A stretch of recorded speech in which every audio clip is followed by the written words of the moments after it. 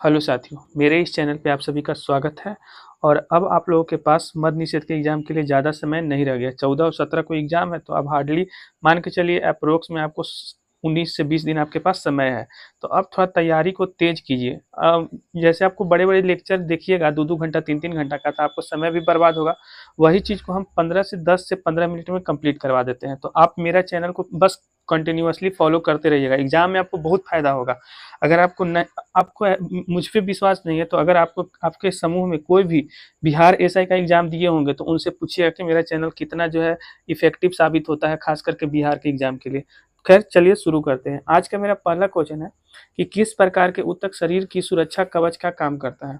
तो देखिए, शरीर की जो सुरक्षा कवच का काम है वो एपिथेलियम ऊतक करता है। इसी को उपकला ऊतक भी कहते हैं। एपिथेलियम ऊतक या उपकला ऊतक जो है ना, वो शरीर के जो स्किन होता है, चमड़ा होता है, उस पे होता है। और ये जो है ना, एक तरीके का शरीर का सुरक्षा कवच का काम करता है। अगर पूछे कि घाव भरने के लिए कौन सा उत्तरदायी होता है, कौन सा ऊतक उत्तरदायी होता है, तो घाव भरने के लिए भी यही उपकला ऊतक या एपिथेलियम ऊतक ही जो है उत्तरदायी होता है। तो ये दोनों फैक्ट याद रखिएगा। अब देखिए, क्वेश्चन लिगामेंट से पूछा जाता है। लिगामेंट किसको किसको जोड़ता है? तब हड्डी को हड्डी से, अस्थिया को अस्थिया से जोड़ता है, bone to bone. Bone to bone यानी हड्डी को हड्डी से जोड़ने वाला, यानी अस्थि को अस्थि से जोड़ने वाला जो ऊतक है वो लिगामेंट कहलाता है। और अगर पूछे कि हड्डी को मांस से यानी कि बोन को मसल से जोड़ने वाला जो ऊतक है वो कौन कहलाता है, तो टेंडन कहलाता है। तो ये दोनों बहुते बार एग्जाम में पूछा गया है। लिगामेंट किसको जोड़ता है, तो बोन को बोन से जोड़ता है। और टेंडन किसको जोड़ता है, तो बोन को मसल से जोड़ता है। ठीक है। इसके अलावा क्वेश्चन बनता है कि मोटापा जो है किसके कारण होता है, तो वसा ऊतक की अधिकता के कारण होता है। ये जो वसा ऊतक अगर शरीर में बढ़ जाता है तो मोटापा का कारण बनता है। और एक क्वेश्चन क्वेश्चन पूछा गया था कि बायोप्सी को चाहिए होता है। तब बायोप्सी एक तरीके का होता है ना, जब प्रशिक्षण के लिए शरीर के कोई भी ऊतक को शरीर से अलग किया जाता है, तो वही कहलाता है बायोप्सी। तो सभी फैक्ट याद रखिएगा। फिर से एक बार रिविजन करवाते हैं। शरीर की सुरक्षा कवच के रूप में कौन सा काम करता है, तो उपकला ऊतक काम करता है। घाव भरने के लिए कौन सा ऊतक रिस्पॉन्सिबल होता है, तो उपकला ऊतक। बोन से बोन को जुड़ने वाला ऊतक क्या कहलाता है, लिगामेंट। बोन को मसल से जुड़ने वाला ऊतक क्या कहलाता है, तो टेंडन। मोटापा के लिए कौन सा ऊतक उत्तरदायी होता है, तो वसा ऊतक। बायोप्सी क्या होता है, तो शरीर के लिए शरीर प्रशिक्षण के लिए शरीर ऊतकों को शरीर से अलग किया जाता है, उसी को कहते हैं बायोप्सी। चलिए अगला अगला क्वेश्चन है कि लार किसके पाचन में सहायता होती है। जो लार होता है ना मुंह में, जिसको सैलिवा भी कहते हैं, तो सैलिवा जो है किसको पाचन में सहायता करता है, तो ये स्टार्च के पाचन में जो है सहायता करता है। याद रखिएगा। ये लार में एक इंजाइम पाया जाता है जिसका नाम है टाइलिन। और यही जो टाइलिन इंजाइम है ना, वो जो स्टार्च होता है उसका पाचन करता है। तो याद रखिएगा कि लार में कौन सा इंजाइम पाया जाता है, तो टाइलिन।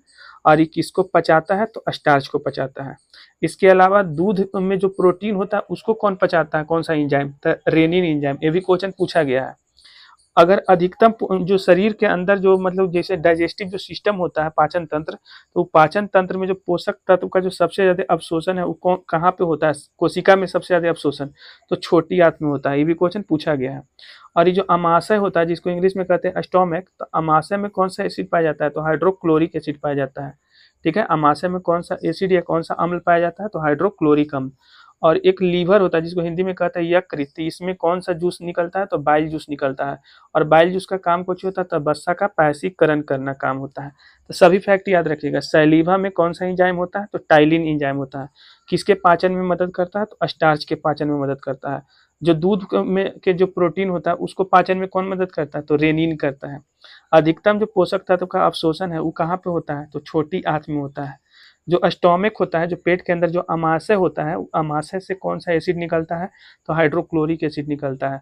अच्छा, ये बाइल जूस कहाँ से निकलता है, बहुत बार एग्जाम में ये वाला क्वेश्चन पूछा गया कि बाइल जूस का जो स्रवन है वो कहाँ से होता है, तो लीवर यानी यकृत से होता है। इसका काम कुछ होता है, तो वसा का पैसिकरण करना काम होता है। इसके अलावा एगो याद रखिएगा ना कि जो हमारा जो डाइजेस्टिव सिस्टम होता है लगभग 30 फीट लंबा होता है, 90 मीटर होता है लंबा। तो सभी क्वेश्चन याद कर लीजिएगा। अगला क्वेश्चन है, सूर्य अस्त होते समय सूर्य लाल क्यों दिखाई देता है। चाहे सूर्य का अस्त हो या सूर्य उगने के समय या डूबने के समय हमेशा लाल दिखाई देता है। इसका मुख्य कारण है प्रकाश के प्रकीर्णन। तो एग्जाम में जो ऑप्शन दिखे टिक कर दीजिएगा। सूर्य बहुते बार एग्जाम में पूछा गया है। देखिए जो बिहार पुलिस, बिहार दरोगा, बिहार मद्य निषेध के द्वारा जो पीछे साइंस के क्वेश्चन पूछा गया ना, वही सब क्वेश्चन हम उठाए हैं और उसमें कुछ एक्स्ट्रा फैक्ट शामिल कर दिए हैं। तो सूर्य अस्त होते समय या डूबते समय लाल दिखाई देता है, इसका मुख्य कारण क्या है? तो प्रकाश का प्रकीर्णन है। समुद्र का रंग नीला काहे दिखाई देता है? तो जल के कणों द्वारा प्रकाश का प्रकीर्णन होना। ठीक है, समुद्र का रंग नीला काहे दिखाई देता है? तो ये भी प्रकाश के प्रकीर्णन के कारण ही दिखाई देता है। प्रकाश का जो रंग होता है इसका निर्धारण कौन करता है? तो ये तरंग दैर्घ्य करता है, इसी को इंग्लिश में कहते हैं वेवलेंथ। तो वेवलेंथ जो है ना, वही प्रकाश के रंग का निर्धारण करता है। ये भी क्वेश्चन पूछा गया है। जो दांत के जो डॉक्टर होते हैं, जिनको डेंटिस्ट कहते हैं, वो कौन सा दर्पण का इस्तेमाल करते हैं? तो अवतल दर्पण का इस्तेमाल करते हैं। अच्छा, जो गाड़ी होता है, वो गाड़ी के साइड मिरर जो होता है वो कोची का बना होता है? तो कॉन्वेक्स मिरर होता है, उत्तल दर्पण। श्वेत रंग का जो 7 रंग में टूटना क्या कहलाता है? तो वर्ण विक्षेपण कहलाता है। ठीक है, जो व्हाइट लाइट जिसको इंग्लिश में कहते हैं, वो 7 रंग में टूटता है ना, तो कौन सा कारण, घटना के कारण? तो वर्ण विक्षेपण के कारण। और ये प्रकाश तंतु का जो प्रकाश तंतु जो है वो किस सिद्धांत पे काम करता है? तो पूर्ण आंतरिक परावर्तन पे काम करता है। तो ये सब याद हो गया। सूर्य अस्त होते समय डूबते समय लाल काहे दिखाई देता है? तो प्रकाश के प्रकीर्णन के कारण। समुद्र का रंग नीला काहे दिखाई देता है? तो ये भी प्रकाश के प्रकीर्णन के कारण। प्रकाश का रंग कौन निर्धारण करता है? तो वेवलेंथ यानी तरंग दैर्घ्य निर्धारण करता है। दांत के डॉक्टर कौन सा दर्पण का इस्तेमाल करता है? तो अवतल दर्पण का इस्तेमाल करता है। श्वेत रंग जो है 7 रंग में टूट जाता है, किसके कारण होता है? तो वर्ण विक्षेपण के कारण होता है। और प्रकाश तंतु कौन से सिद्धांत पे काम करता है? तो पूर्ण आंतरिक परावर्तन पे काम करता है। वही क्वेश्चन शामिल किए जो क्वेश्चन एग्जाम में पूछा गया है। चलिए अगला। ये तो खैर बहुत ही फेवरेट क्वेश्चन है, हर बार एग्जाम में आ जाता है। बॉक्साइट किस धातु का अयस्क है? तो ये एल्युमिनियम का अयस्क है।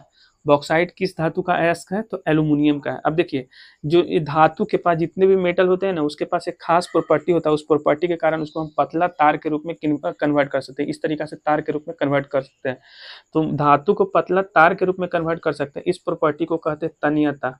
इंग्लिश में इसी को कहते हैं डक्टाइल। और सबसे ज्यादा जो तन्यता वाला धातु होता है उसको सोना बोलते हैं। ठीक है, फिर धातु को पतला चादर के रूप में पीट पीट के कन्वर्ट कर सकते हैं। तो उस प्रॉपर्टी को कहते हैं आधात वर्धनीयता, इसको इंग्लिश में कहते हैं मैलिएबल।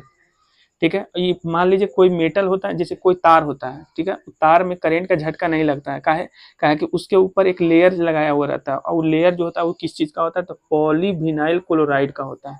तो ये याद रखिएगा कि जो तार होता है, वो तार को छुइएगा तो करंट नहीं लगता है। काहे कि उसके ऊपर कांची का लेयर चढ़ाया हुआ रहता है, तो पॉलीविनाइल क्लोराइड का। तो ये याद रखिएगा। इसके अलावा जितना भी मेटल होता है ना, वो सब हार्ड होता है, कड़ा होता है, कठोर होता है। लेकिन कुछ ऐसे भी धातु होते हैं जो नरम धातु होते हैं, जैसे lithium, sodium, potassium. Lithium, sodium, potassium इतना नरम होता है कि इसको हम चाकू से काट सकते हैं। तो ये फैक्ट याद रखिएगा। और कुछ जो होता है ना, ये सोडियम और पोटेशियम बहुत ज़्यादा रिएक्टिव मेटल है, यानी हाईली क्रियाशील धातु है। इस अगर इसको खुला में छोड़ेंगे ना तो इसमें आग पकड़ लेगा, इसीलिए इसको केरोसिन में डुबा के रखा जाता है। तो ये फैक्ट भी याद रखिएगा। और एक क्वेश्चन ये भी हर बार पूछा जाता है कि सीने बार किसका अयस्क है? तो पारा का है। तो याद रखिएगा। बॉक्साइट किसका अयस्क है? तो एल्यूमिनियम का है। धातु को पतला तार के रूप में कन्वर्ट कर सकते हैं। इस प्रॉपर्टी को कुछ कहते हैं? तन्यता कहते हैं। धातु को पतला चादर के रूप में कन्वर्ट कर सकते हैं। इस प्रॉपर्टी को कुछ कहते हैं? तो आधात वर्धनीयता कहते हैं। जो कोई भी थी तार होता है, वो तार के ऊपर एक इंसुलेटर चढ़ाया जाता है, उसका नाम कुछ है पॉलीविनाइल क्लोराइड। नरम धातु का नाम बताइए? Lithium, sodium, potassium. वह सब धातु बताइए जिसको केरोसिन में डुबा के रखा जाता है? सोडियम और पोटेशियम। सीनावेर किसका अयस्क है? तो पारा का है। चलिए आगे। अगला क्वेश्चन है, कोशिका का खोज किसने किया है? तो कोशिका का खोज रॉबर्ट हुक ने किया था 1665 में। आई जो रॉबर्ट हुक कोशिका का खोज किए थे ना, वो किसमें किए थे? तो कॉर्क में किए थे। एक कॉर्क होता है, उसी में जो है खोज किए थे रॉबर्ट हुक सबसे पहले कोशिका का। लेकिन पूछा जाएगा आपसे कि जीवित कोशिका का खोज कौन किए थे? तो एंटोनी वान लीवनहुक किए थे।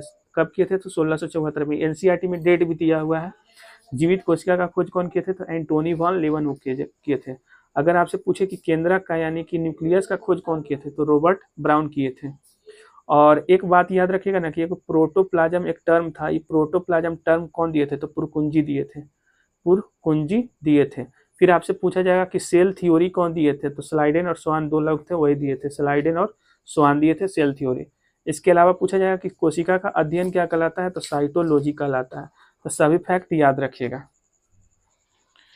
फुल फॉर्म से भी बहुत ज़्यादा क्वेश्चन पूछा जा रहा है, तो फुल फॉर्म करवाते हैं। टर्म साइंस में इस्तेमाल होता है उसका कुछ फुल फॉर्म है। जैसे पहला है IUCN का फुल फॉर्म।